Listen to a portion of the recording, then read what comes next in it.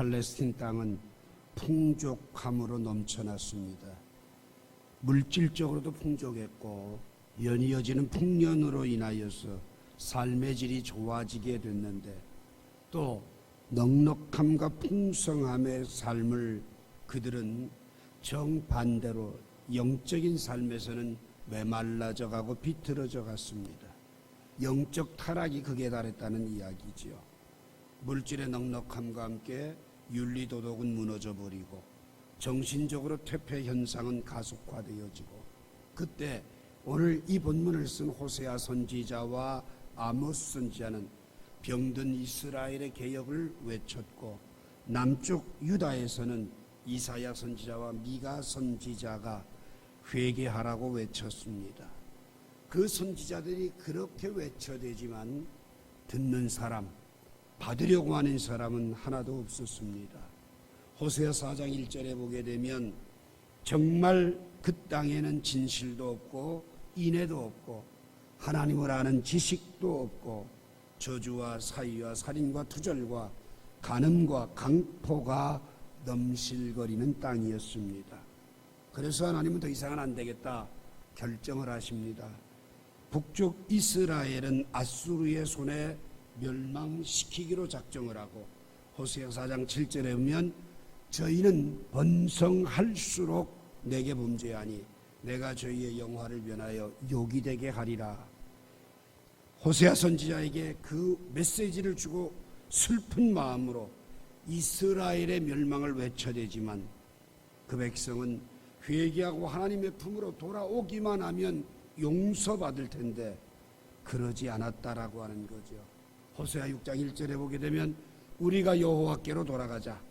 여호와께서 우리를 찢으셨으나 도로 낫게 하실 것이요 우리를 치셨으나 싸매어 주실 것이라. 그래서 힘써 여호와를 알자고 외쳐댔습니다. 그래도 반응 없는 그들, 오늘 이 시대의 그리스도인들의 삶의 모습과 너무 흡사하지 않는가 하는 생각을 가져봅니다. 그러면 오늘 호세아 10장 12절에서 너희 묵은 땅을 기경하라. 묵은 땅을 기경하지 않으면 살 길이 없다라고 외치는 호세아의 메시지는 과연 무엇일까? 첫 번째, 너희가 자기를 위하여 의를 심고 긍휼을 거두.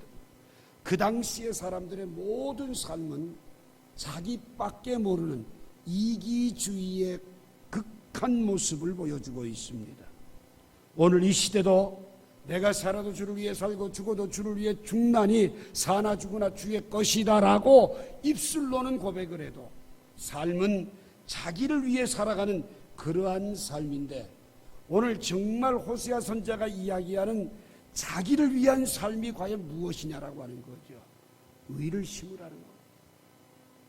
자기를 위해 사는 삶은 의를 심는 삶이지 결코 자기 배를 불리거나 자기 만족과 자기 도취에 빠지는 삶이 아니라고 천명하고 있다는 사실입니다. 출애굽기 32장에 보게 되면 이스라엘 민족이 애굽에서 나와 가나안 땅으로 가면서 1년 차가 넘어섰는데 불과 1년밖에 안 됐는데 그들은 모세가 시내산에 올라가 40주야를 금식하며 있는 동안 그 40일을 참지 못하고 자기들을 위해서 금고리와 금붙이들을 다 끄집어내서 애굽에서 섬겼던 송아지를 부어 만들고 거기에 예배하며 그들을 나의 신이다라고 외쳐댔던 그들의 삶의 모습, 정말 그것이 자기를 위한 삶이었느냐? 멸망으로 치닫는 길이었다는 거지요. 출애굽기 32장 31절에 보게 되면 모세가 하나님 앞에 이렇게 기도합니다. 슬프도소이다. 이 백성이 자기들을 위하여 금신을 만들어 싸우니 큰 죄를 범하였습니다라고 대속의 기도를 드리고 있는 것을 보게 됩니다. 여러분과 제가 극단적으로 이기적인 삶을 살아가는 삶의 총착력이 뭐냐? 멸망입니다. 그래서 그 길에서 돌이키고 정말 나를 위해 살아가는 삶이 뭐냐? 의를 심고 긍휼을 거두는 것. 마태복음 6장 33절 말씀은 너희는 먼저 그의 나라와 그의 의를 구하라. 그의 의를 구하라는 그 말이 사실상 내가 주를 위해 살아가는 것이 아니라 그것이 바로 내 자신을 위해 살아가는 삶이라고 하는 사실을 천명해 주고 있다는 것입니다. 악을 심는 일에서 돌이키라는 이야기입니다. 이스라엘을 부르실 때에 의를 행하는 민족으로 부르셨는데 세상에서 하나님의 의를 실천하고 의에 대한 모범을 보이기 위해서 하나님께서 이스라엘을 자기의 백성으로 삼아 주셨는데 의를 심는 백성으로 살아가지 않고 악을 심는 백성으로 살아가고 있다라는 이야기입니다. 하나님은 그들을 가증스럽게 여기셨어요. 우상 숭배와 음행을 일삼으면서 경제의 것을 탈취하기 위해서 거짓과 사기와 살인을 일삼고 그 결과 하나님의 긍휼을 잃어버린 백성이 되어버리고 말았습니다. 그래서 이사야 선지자는 당시 유다 땅에서 메시지를 외치면서 그 유다 하나님의 백성들을 향해서 이사야 55장 7절에 보면 악인은 그의 길을 불의한 자는 그의 생각을 버리고 여호와께로 돌아오라. 그리하면 그가 긍휼히 여기시리라. 우리 하나님께로 돌아오라. 그가 너그럽게 용서하시리라. 여러분, 의를 심고 긍휼을 거두는 방법에 대해서 이사야 선지자는 악한 길을 버리고 불의한 생각을 버리고 하나님께로 터닝하는 것을 바로 긍휼을 거둘 수 있는 방법이요 의를 심는 방법이라고 말씀을 합니다. 긍휼이란 단어는 하나님께서 죄인을 불쌍히 여겨주시고 구원해 주시는 사랑을 이야기합니다. 긍휼이라는 말 속에서는 불쌍히 여기는 자의 모든 것을 책임져 준다는 뜻을 가지고 있습니다. 여러분, 긍휼이란 죄인을 그냥 두면 영원히 멸망하고 또한 다시는 회복의 길이 없기 때문에 하나님께서 일방적으로 긍휼을 베풀어 주셔서 죄에서 구원해 주시고 모든 것을 책임져 주시는 사랑이라는 말입니다. 이스라엘 민족은 하나님께로부터 이러한 긍휼을 받은 민족입니다. 긍휼히 겼기에 430년 애굽의 노예 생활을 벗어나게 해주셨습니다. 광야 40년의 모든 생활을 책임져 주셨습니다. 젖과 꿀이 흐르는 가나안 땅에 들어가 누리게 하셨습니다. 그런데도 불구하고 악을 행함으로 인하여서 하나님의 긍휼을 잃어버린 백성이 되고 말았습니다. 그렇기 때문에 하나님께서 이스라엘 백성을 위해 자신들을 위해 의를 심고 긍휼을 거두라고 호세아를 통하여 호소하고 있다라는 사실. 나를 위해 우상을 섬겼고 나를 위해 악을 행하였고 나를 위해서 내 쾌락을 위해서 이방인처럼 믿지 않는 사람처럼 살아간 것이 결국은 풍요로움 속에서 멸망을 치닫는 길은 나를 죽이는 길이지 나를 위한 길이 아니라고 하는 사실. 오늘 여러분과 제가 자기를 위하여 의를 심고 긍휼을 거두라고 하는 이 말씀 앞에 우리는 지난날 로마서 6장 13절의 말씀처럼 불의의 무기로 죄에게 드렸던 삶을 청산하고 이제는 의의 무기로 하나님께 내 자신을 드리는 삶이 바로 내가 살 수 있는 나를 위한 길이라고 하는 사실. 호세아 2장 19절 이미 말씀을 드렸지요.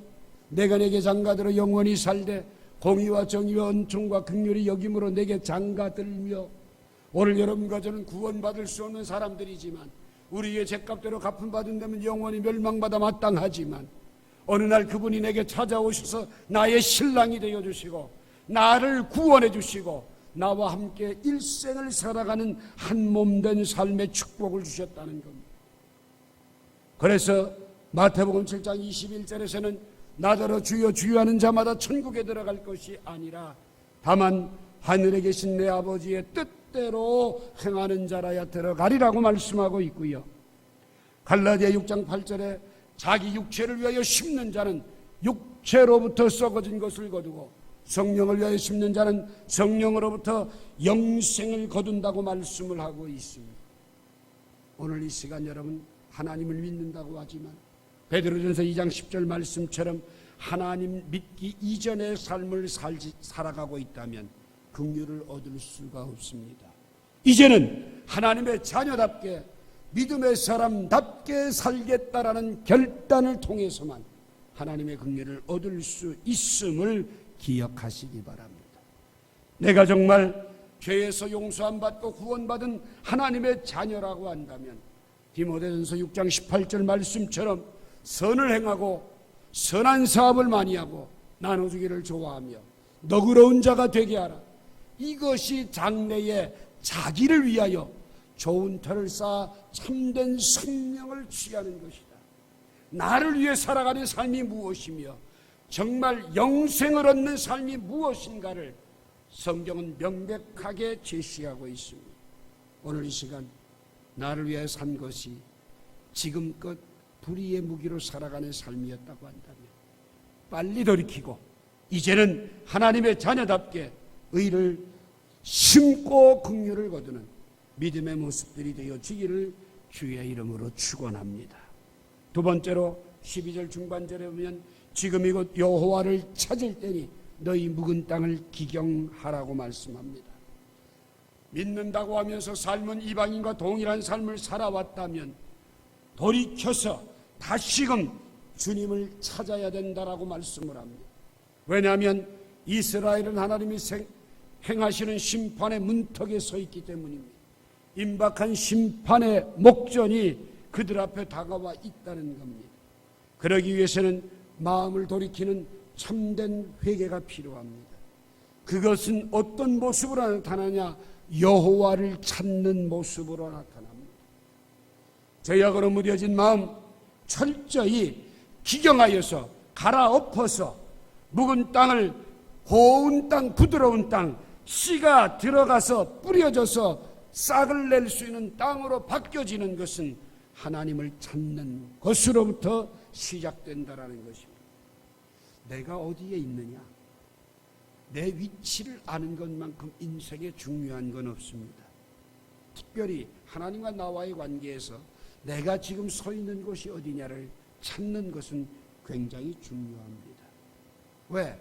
그 위치가 빗나갔을 때는 어떤 말씀도 내게 귀에 들어오지 않고 또 내 삶의 변화라고 하는 것은 전혀 불가능하기 때문입니다.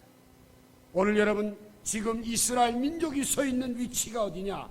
하나님을 찾아야 될 위치라는 겁니다. 묵은 땅과 같은 죄악으로 인하여서 굳어질 대로 굳어져 있기 때문에 지금 하나님을 찾지 않고서는 심판을 피할 길이 없다라고 하는 말씀입니다.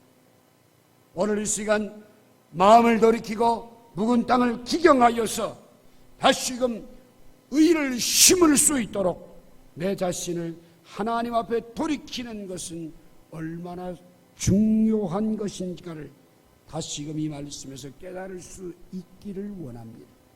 예레미야 4장 3절에 보면 여호와께서 유다와 예루살렘 사람에게 이와 같이 이르노라. 너희 묵은 땅을 갈고 가시던 풀에 파종하지 말라 이렇게.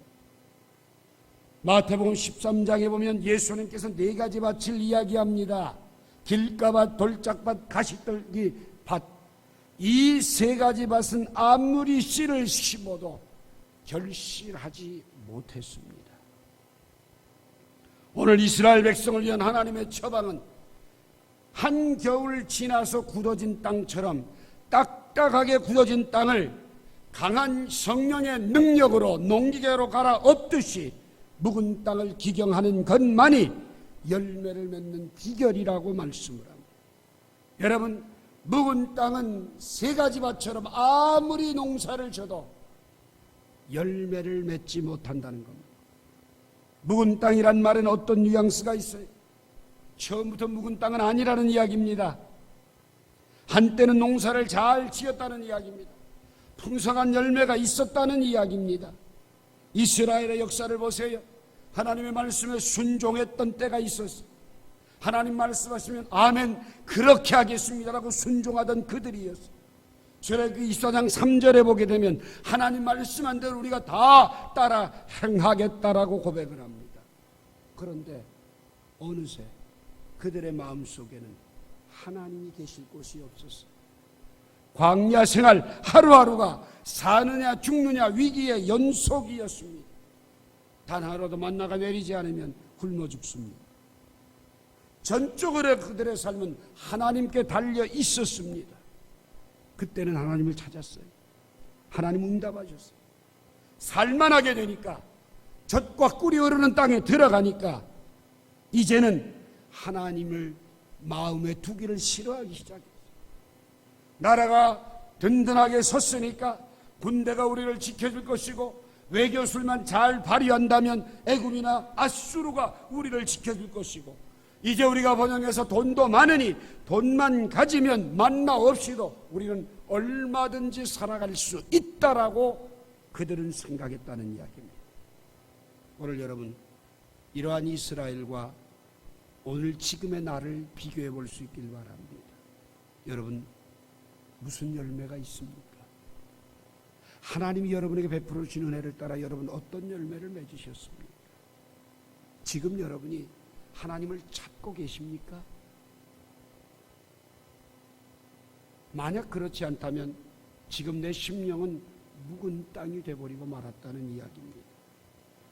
한때는 은혜를 받았고, 한때는 주님의 이름만 불러도 눈물이 흘렀고, 찬양하면서 내 가슴은 뜨거웠고, 기도하면서 나의 죄악들을 토설하며 회개하며 3시간 4시간 무릎을 꿇고 기도해도 그 기도가 하나님 앞에 부족하다고 느껴졌던 일들이 과거사로 진행되고 있다면, 오늘 지금 여러분은 내 마음속에 하나님이 계시하는 묵은 땅이라고 하는 사실을 기억해야 됩니다. 지금을 놓치지 마십시오. 지금이 여호와를 찾을 때입니다. 민수기 21장 7절에 보게 되면 광야에서 불에 물린 자들에게 모세가 여호와 당신을 향하여 원망함으로 범죄하여 싸우니 이 뱀들을 우리에게서 떠나게 해달라고 모세가 기도했을 때, 하나님은 구리로 만든 뱀을 장대에 매달고 이것을 쳐다보는 자마다 살리라고 외쳐라. 여러분, 구리로 만든 뱀을 쳐다본다고 불뱀이 울지 않는다, 상식에 맞지 않는다고 생각한 사람들은 아무도 안 쳐다봤는데 다 광야에서 죽었습니다. 그러나 그 말씀을 듣고 순종했던 이스라엘 민족들은 구원하는 역사가 나타났습니다. 요나서 2장 8절에 보면 물고기 뱃속에 들어갔던 요나가 거짓되고 헛된 것을 상상하는 자는 자기에게 베푸신 은혜를 버려 싸우나 나는 감사하는 목소리로 제사를 드리며 나의 소원을 주께 갚겠습니다라고 고백했을 때, 하나님은 물고기를 명하여 요나를 육지에 토하게 하셨습니다. 골고다 언덕에서 함께 십자가에 못 박혔던 한편 강도가 누가복음 23장 42절에 당신의 나라에 임하실 때 나를 생각해달라고 절규했을 때, 오늘 내가 나와 함께 낙원에 있으리라고 하는 회개에 합당한 구원의 역사들을 누렸던 것입니다. 오늘 이 시간 호세아는 호세아 14장 9절에서 누가 지혜가 있어 이런 일을 깨닫고 누가 총명이 있어 이런 일을 알겠느냐고 외치고 있습니다. 사도 바울은 고린도전서 6장 2절에서 지금이 은혜 받을 만한 때요 보라 지금이 구원의 날이라고 선포하고 있습니다. 이사야 55장 6절에 보면 너희는 여호와를 만날 만할 때에 찾으라 가까이 계실 때 그를 부르라고 말씀하고 있습니다. 시편 85편 12절에 보면 여호와께서 좋은 것을 주시리니 우리 땅에 그 산물을 내리로다. 하나님은 오늘도 좋은 것을 주시려고 하는데 그걸 누가 받아 누리느냐? 묵은 땅을 기경한 사람만이 얻는 축복입니다. 누가복음 8장 15절에 좋은 땅에 있다는 것은 착하고 좋은 마음으로 말씀을 듣고 지키며 인내로 결실하는 자라고 설명하고 있습니다. 하나님을 찾아 이 같은 결실이 있기를 주님의 이름으로 부탁합니다. 마지막 12절 하반절 보면 마침내 여호와께서 임하사 의를 빛처럼 너희에게 내리시리라. 간밤에 비가 좀 내렸습니다. 그 비가 내려서 땅을 촉촉하게 적시게 되지요. 그거로 끝나는 게 아니라 그 비는 땅을 파고 쭉 들어가서 우리들에게 생수를 제공해 주는 역할 부활도 합니다. 하나님께 돌이키고 회개한 이스라엘 민족에게 하나님은 의의 단비를 흡족히 내려주셔서 구원 얻을 뿐만 아니라 복된 삶을 살아가는 축복의 주인공이 되게 하시겠다는 겁니다. 한겨울을 지난 농부는 자기의 밭을 그대로 두는 게 아닙니다. 잡초와 가시를 제거하고 땅을 파서 뒤집고 거름을 주고 난 뒤에야 거기에 씨를 뿌립니다. 하나님의 은혜도 마찬가지입니다. 묵은 땅에는 하나님의 은혜가 임하지 않습니다. 먼저 회개를 통하여 죄악의 잡초와 가시를 다 제거하고 밭을 뒤집어 부드럽게 되어진 때에, 그때에 맞춰서 씨를 뿌릴 때에 그 씨는 결실하게 된다는 겁니다. 하나님을 믿긴 믿습니다. 그런데 나를 위해 믿어요. 자기 목적을 이루려고 믿습니다. 그러다 보니까 그들은 형식적인 신앙생활을 하게 됩니다. 자기 목적을 위해서 신앙생활을 하게 되면 하나님도 이용하고 하나님도 쉽게 버릴 수 있다라고 하는 겁니다. 시편 110편 3절에 보면 새벽 이슬 같은 주의 청년들이라고 하는 단어가 나와요. 새벽 이슬이라는 말은요, 순수하고 맑고 깨끗하고 아름답다는 뜻이에요.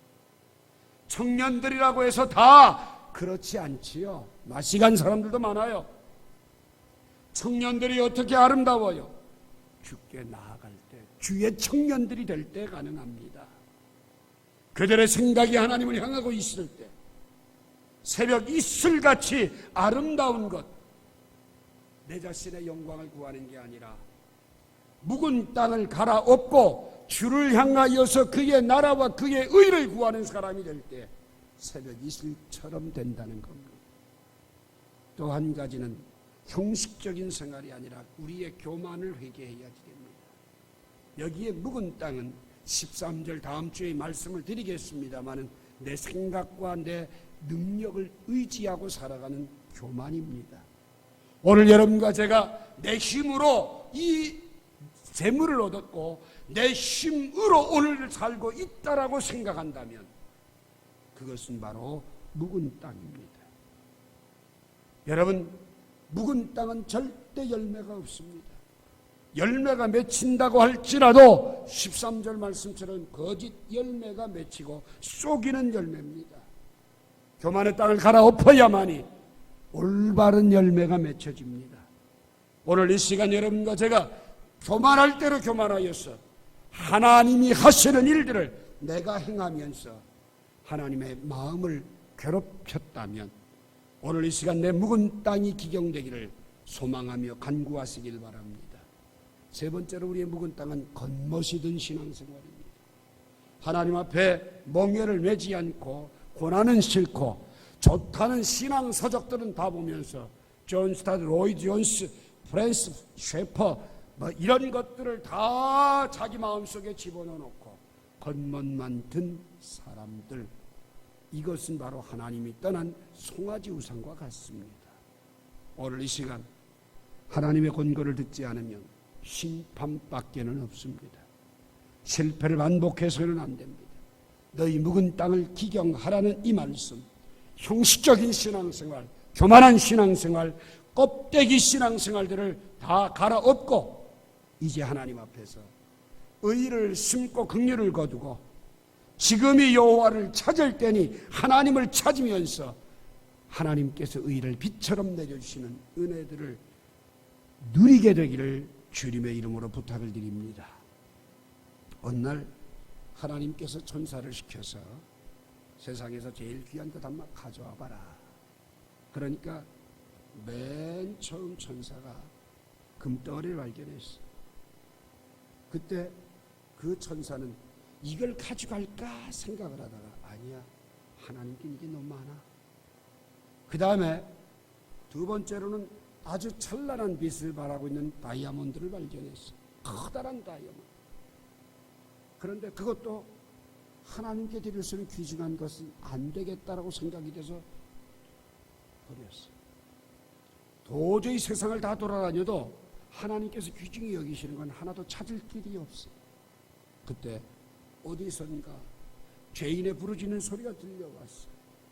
가보니까 한 사람이 무릎을 꿇고 눈물을 흘리면서 내가 죄인입니다. 하나님, 내가 이렇게 못되게 살았습니다. 회개하는 눈물의 기도를 딱 보면서 천사가 하는 말이 이거다. 기뻐하면서 금으로 만든 잔에다가 그 눈물을 흘리는 눈물을 담아서 하나님께로 가져갔어요. 여러분, 그 말이 의미하는 게 뭡니까? 오늘 하나님은 여러분과 제게 상한 심령을 원하신다는 거예요. 진정 눈물을 흘리며 회개하며 감사할 줄 아는 사람을 찾고 계신다는 거예요. 결코 하나님은 회개하는 자의 심령을 멸시치 아니하실 것이고 그 마음을 받으실 것입니다. 가장 귀하게 여기실 것이고 의를 빛처럼 내려 주실 것입니다. 오늘 정말 여러분과 제가 하나님의 은혜를 빛처럼 내려주신 축복을 경험하며 기뻐 감사할 수 있는 믿음의 사람들이 다 되기를 주님의 이름으로 축원합니다. 기도합시다.